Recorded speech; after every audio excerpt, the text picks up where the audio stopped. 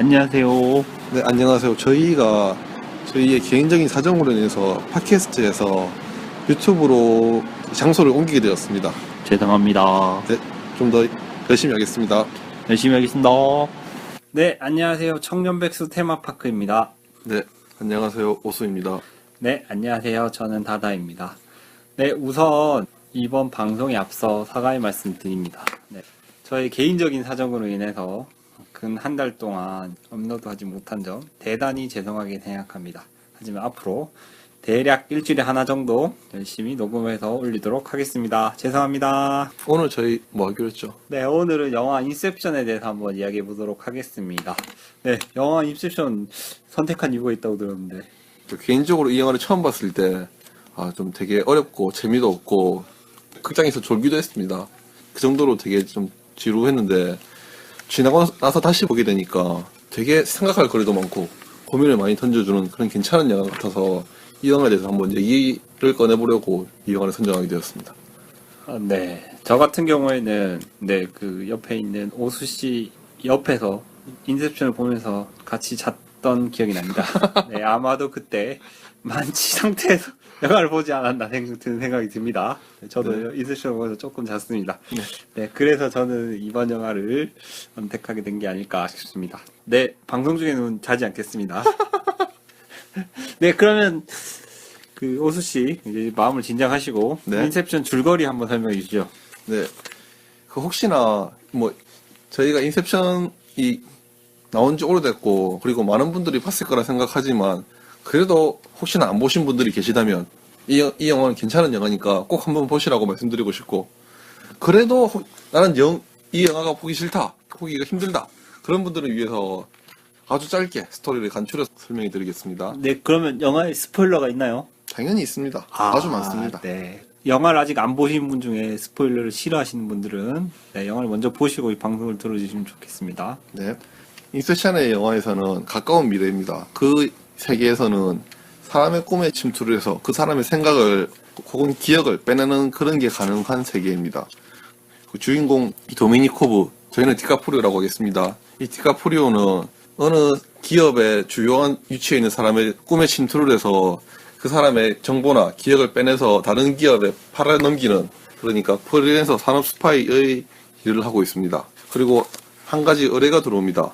세계적 기업의 총수가 지금 죽음을 맞이하고 있는데 그 기업을 물려받을 아들의 꿈에 침투를 해서 자신의 아버지의 유언에 대한 기억을 조작해서 세계적 기업을 분할시키라는 그런 의뢰를 받습니다. 그리고 그 의뢰를 성공해 나가는 게 이 영화의 전체적인 스토리인데요. 이거는 외형적인 스토리고 이 영화를 실제적으로 이끌어가는 스토리는 아까 디카프리오의 부인에 관한 이야기입니다. 이 디카프리오와 그 부인은 예전에 같이 꿈을 연구한 적이 있습니다. 꿈속에서 평생을 같이 살고 그 과정에서 부인은 꿈과 현실을 혼동하게 됩니다. 그리고 그 꿈에서 벗어나지 않으려고 하자 그 디카프리오는 부인의 기억에 하나의 생각을 주입하고 그 생각이 자라나서 꿈과 현실을 혼동하게 만듭니다. 그것을 통해서 부인은 꿈에서 깨어나게 되지만 꿈에서 깨어나게 된 뒤에도 현실과 꿈을 혼동해서 결국 자살을 선택하게 되고 그 디카프리오는 죄책감을 느끼고 이 죄책감을 극복해 나가는 게 이 영화의 실질적인 스토리라고 할 수 있습니다. 조금 정리를 하면 메인 플롯은 디카프리오가 산업 스파이로서 꿈속에서 다른 사람의 의식을 조작하는 것이고 그 서브 플롯은 디카프리오가 꿈속에서 본인과 그 본인의 아내 그거에 대한 이야기인 것 같습니다. 맞습니까? 네, 맞습니다. 네, 그러면 갑자기 든 생각인데요. 물론 갑자기는 아닙니다. 미리 준비했죠. 네, 그 꿈속과 또 현실의 문제가 있는 게 아닐까 생각이 듭니다. 네, 이 영화에서 맨 마지막 장면에서 많은 분들이 이 영화의 결말이 어떤 것일까 궁금해 하는데 이 영화에서는 디카프리오가 꿈에서 깨어서 현실로 돌아왔는지 혹은 꿈에 남아서 그대로 꿈인 상태인지를 명확한 답을 알려주지 않고 오픈 결말로 가지 않습니까? 이 열린 결말을 조금 더 생각해보면 관객에게 내가 만약 디카프리오가 되었다면 너는 어떤 선택을 할 것인가에 대해서 감독이 질문을 던지는 거라고 생각합니다. 그러면 그 오수 씨는 아까 감독이 꿈 혹은 현실의 선택을 얘기하셨는데 어떤 선택을 하시겠습니까? 솔직히 어떤 선택을 할지 잘 모르겠습니다. 그래서 주위에 많은 사람에게 너라면 어떤 선택을 하겠니? 하고 물어본 적이 있습니다. 많은 사람들은 이런 디카프리오의 상황이 있다면은 나는 그냥 꿈속에 남지 않고 현실로 살겠다. 그런 식의 대답을 하는 경우가 많았습니다. 여기 저는 그렇게 생각하지 않습니다. 저 같은 경우에는 그냥 그 꿈속 자체에서 이미 그 현실 세계에서 디카프리오나 아니면 꿈을 설계하는 사람들이 잘 설계를 해놨다고 하면, 즉 네. 다시 말해서 행복하게 그러니까 현실이란 걸 잊을 수 있도록 완벽한 완벽한 꿈을 네, 좋은 표현입니다. 현실이라는 것을 잊을 수 있도록 완벽한 꿈을 제작해냈다고 하면 네. 저는 당당히 꿈을 선택하고 싶습니다. 영화를 잘 안 보셨군요. 마지막에 디카프리오가 부인을 선택하지 않으면서 하는 말이 있습니다. 내 부인 이름이 멜입니다. 멜, 당신은 너무 사랑스럽고 그렇지만 나는 당신의 그 복잡함과 그런 것을 완벽하게 상상할 수가 없어. 이러면서 부인을 놔두고 떠납니다. 그러니까 완벽하지 않다는 거겠죠. 머릿속에 있던 기억이. 네, 그렇죠. 제가 그래서 분명히 설명드렸습니다. 완벽하게 꿈속에서 행복하다고 하면, 현실을 잊을 수 있다면, 나의 부인과 완벽하게 행복한 삶을 꿈속에서 영위할 수 있다고 하면, 저는 네. 가감히 꿈을 선택할 것입니다. 네, 저의 전제에 대해서. 네, 알겠습니다. 그리고 제 지인들에게 다음 질문이 있었는데, 마찬가지로 다다 씨에게도 질문을 한번 해보겠습니다. 네, 그러십시오. 지금 인셉션 같은 경우는 현실의 세계가 있고 꿈이라는 그런 한 번의 과정을 거쳐야 되지 않습니까? 근데 이 거치는 과정을 반대로 바꾼다면은 바꾸는 영화가 있지 않습니까? 매트릭스 영화 보셨죠? 네, 매트릭스에서는 우리가 현실을 살고 있지만 사실 알고 보니까 살고 있는 현실이 사실은 가짜였고 진짜 현실은 따로 있고 그 현실은 되게 남루하고 비참하였다. 만약 다다 씨가 그런 상황이 처한다면은 빨간 약을 먹고 비참하고 남루한 현실로 갈 수 있을 것인가? 아니면 그냥 우리가 살고 있는 이 세계에 남을 것인가?의 상황에 처한다면 어떤 선택을 하겠습니까? 네, 방금 인셉션과 정반대의 상황이죠. 오히려 보면 현실이라고 하는 꿈이라는 방향이 반대인 거죠. 네, 방향이 반대인 거죠. 근데 저는 그러면 스위티한 현실 세계를 이대로 살겠다. 네, 이대로 살겠습니다. 제 주변에도 그런 거를 물어봤을 때 아까하고 질문은 똑같지만 방향만 반대인 상황에서 많은 사람이 그런 식으로 선택을 하더라고요. 원래 자신의 있던 세계로 그냥 그대로 있겠다고 해석하는 게 맞겠죠? 그렇겠죠? 네. 네. 그러면 오수 씨는 어떻게 선택하겠습니까? 저도 마찬가지입니다. 이런 토론이 안 되지 않습니까? 아니 그러니까 이런 선택을 하는데 똑같은 그에서 방향만 반대일 뿐인데 왜 선택이 다른 것으로 나타날까에 대해서 좀 고민을 해보고 그런 시기는 있었는데 아직까지 명확한 결론은 나지 않았습니다. 네. 근데 어떻게 보면 그 질문에 대답한 사람이 현실로 되돌아가야 된다, 뭐 이런 식으로 현실에 남아있어야 된다고 이야기하지 않습니까? 많은 사람들이. 네. 네. 그러니까 제가 생각하기에는 혹은 인셉션이 던지는 질문이나 혹은 매트릭스가 던지는 질문 둘 다 현실에 남아있어야 된다, 현실에 머물러야 된다, 이런 식으로. 기존의 현실에. 네, 죄송합니다. 기존의 현실에 남아있어야 된다는 결론에. 아무래도 사람은 아닐까. 보수적이고 하니까 아마 그런 식의 선택이 아닐까 그런 식으로 제 나름의 결론을 내린 적은 있지만 좀 뭐 남들에게 명확하게 설명을 하기는 좀 힘든 것 같습니다. 네. 물론 저도 그거에 대해서 명확한 입장을 취하기는 어렵지만 저희 입장에서는 그런 게 아닐까. 네. 개똥밭에 굴러도 네. 이승이 좋다는 말처럼 어떻게 보면 지금 우리가 살고 있는 현실 세계만 존재한다고 생각하고 여기에만 더 가치를 부여하기 때문에 그런 것이 아닐까라는 생각을 해보았습니다. 갑자기 든 생각인데 우리가 지금 현실 혹은 무의식의 선택의 문제에 대해서 그 질문에 대해서 네. 생각해보고 있는데요. 그러면 만약에 이 꿈이나 혹은 무의식이 다른 사람에 의해서 강요되거나 미리 제작되어 있다, 네. 짜여져 있다. 그러면 오수씨는 어떻게 할 겁니까? 그러니까 아까 그 기업 후계자 입장에서 그 디카프리오가 기업을 분할해야 된다는 생각을 주입했는데 이거는 영화적 표현이라서 꿈이라는 것을 통해서 아이디어를 주입한 거고 만약 우리가 현실에서 교육이나 뭐 이런 우리 흔히들 주식 교육이라고 하는데 이런 교육을 통해서 고정화된 생각이 들어온다면 어떻게 할 것인가 이런 질문이십니까? 네, 정확합니다. 영화에서는 대중 매체이기 때문에 재미를 위해서 극적인 방법으로 이런 무의식과 그리고 꿈의 강요를 이야기하고 있는데요. 그럼 어떻게 보면 그 오수씨께서 말씀하신 것처럼 우리 사회에 강요된 무의식과 혹은 우리 사회에서 미리 제작된 선입견 이런 것은 존재하지 않는가에 대한 질문입니다. 많이 존재하죠. 어떤 면에서 존재합니까? 흔히들 우리 교육이 주입식 교육이라고 하지 않습니까? 어떤 사안에 대해서 너는 이렇게 생각하니, 너는 이렇게 생각하니, 그 학생들에게 고민해 볼 시간을 주지 않고, 이 부분에서는 이게 정답이야, 혹은 이게 맞는 생각이야, 이런 식으로 생각을 강요하고, 고민해 보지 않고 받아들이게 하는 교육이 우리 사회에서 많이 있고, 그게 많은 문제가 되고 있지 않습니까? 네, 오수 씨가 정말 잘 설명해 주셨는데요. 주입식 교육, 네, 그러니까 무의식 속에서 우리가 그런 선입견들을 주입하고 미리 만들어 놓는다. 이런 좋은 용어를 설명해 주셨습니다. 그 대표적인 예가 저는 국정교과서라고 생각합니다. 물론 교과서라는 게 완벽히 절대적으로 중립할 수는 없습니다. 하지만 어떤 특정한 시각을 많은 학생들에게 주입하려고 하는 그런 대표적인 사례가 국정화 교과서가 아닐까 생각이 듭니다.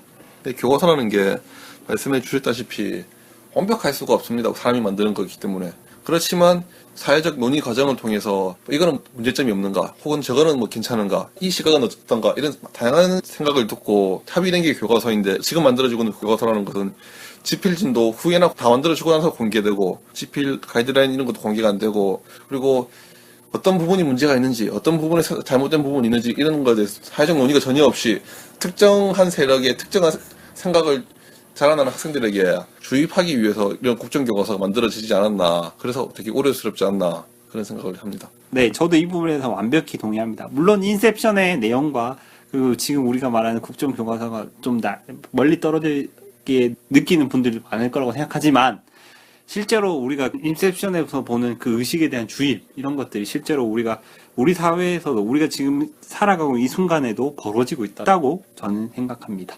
조금 더 말을 덧붙이면은, 이런 생각을 주입하려는 시도가 충분히 있을 수 있는 사회고, 그리고 이런 거에 대해서 우리가 한번 경각심을 가지고 좀 생각해보자, 이런 취지에서 이런 말씀을 드렸습니다.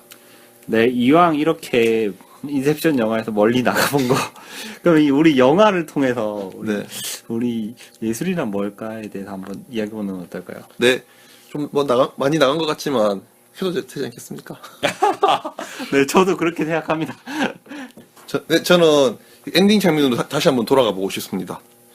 엔딩 장면에서 디카프리오가 팽이를 돌리면서 이 팽이가 어떤 상태인지 감독은 명확히 보여주지 않고 열린 결말로 끝이 나지 않습니까? 그러면 이 관객은 집에 와서 이 세션 결말 이렇게 인터넷에 쳐볼 겁니다. 인터넷에 결말이라고 쳐보는 순간 그 감독의 의도에 관객은 충실히 답하고 있는 겁니다. 네, 우리가 앞에서 열심히 고민했던 내용들이죠. 네, 그런 고민을 관객은 고민한다는 의식 없이 자연스럽게 이 고민을 같이 하게 된 겁니다. 맞습니다. 우리도 자연스럽게 이 주제에 대해서 이야기한 거죠. 네, 다시 예술관으로 돌아오면은 저는 물론 예술은 오락적 재미가 있어야 된다고 생각합니다. 재미가 없으면 영화를 보는 재미가 없지 않습니까? 당연히 오락적 재미는 있어야 하지만 이 오락적 재미와 더불어서 이런 관객이 고민을 하고 이런 질문을 던지고 생각하게 만드는 그런 예술을 저는 좋아합니다. 네, 저도 이 오수 씨가 이야기한 부분에 대해서 100% 동의합니다. 아닙니다. 99% 동의합니다. 왜냐하면 아까 오수 씨가 오락적 재미라고 했는데 저에게는 그 재미가 다양합니다. 예를 들면 1시간 30분 동안 똑같이 아무런 사운드 혹은 아무런 음악, 아무런 스토리 없이 호수를 보여준 영화가 있었습니다. 저는 그런 영화를 보면서도 재미를 얻었습니다. 즉 다시 말해서 오락적 재미라고 했는데 저에게는 그 재미가 다양하게 표현됩니다. 예를 들면 지루한 재미 혹은 영화적 기법의 변화에 따른 재미, 이런 다양한 재미가 있고, 그리고 그런 있는 예술이 우리에게 생각할 여지를 준다고 하면 저도 옆에 있는 오수 씨와 함께 그런 예술은 좋은 예술이라고 생각할 수 있습니다. 조금만 더 덧붙여 이야기하면 이런 오락적 재미를 주고 우리에게 생각할 여지를 주지만 영화들이 프로파간다의 하나의 방편이 될 수 있다고 생각합니다. 그런 걸 잘 보여주는 게 최근에 있었죠. 진격의 거인이라는 만화가 있었습니다. 짧게 설명하면은 진격의 거인이라는 만화는 거인이 살고 있습니다. 이 거인의 침략을 막기 위해서 이 마을 주변에 성벽을 쌓고 이 성벽 안에서 마을 주민들은 오로지 거인이 쳐들어오지 않기만을 빌고 그런 상황입니다. 그런데 주인공은 거인과 맞서 싸워야 되는데 이 성벽만 믿고 거인이 오면 도망만 다니고 이런 상황이 마음에 들지 않아 하는 겁니다. 이렇게 거인과 맞서 싸운다는 스토리인데 이것만 봐서는 아무런 문제가 없는 것 같지만 이 만화의 작가가 우의적인 성향을 많이 띠고 그런 것과 연관시켜 생각해 보면은 일본도 마찬가지로 그 자국의 군대를 가지지 못하고 자위대라는 특수한 형태의 자유 집단만 가졌는데 이것을 벗어나서 우리가 정상 국가가 되어야 된다 이런 거하고 연관지어 보일 수 있지 않습니까? 마찬가지로 말씀하셨다시피 이런 예술이 자신의 생각을 다른 사람에게 주입시키는 그런 프로파간다 역할을 할 수도 있지 않은가 뭐 그런 좋은 예가 될 수 있겠죠. 네, 옆에 계신 오수 씨가 들어준 예가 정말 적절하다고 생각합니다. 네, 그래서 예술을 관람하는 관람자 입장에서는 그 예술에 대해서 항상 비판적이고 혹은 반성적인 생각이 필요하다고 생각합니다. 네, 인문학이란 것이 사람은 어떤 존재인가 그런 것에 대해서 고민하는 게 인문학 아니겠습니까? 그리고 이 인문학에서 시작하는 첫걸음이 사람에 대해서 고민을 하고 이런 것이 첫걸음이라고 생각합니다. 이런 영화를 보면서 아까와 같은 질문에 고민하고 그런 것이 이런 인문학의 첫걸음 아니겠습니까? 그렇기 때문에 제가 이런 영화를 좋아하는 것이기도 하고.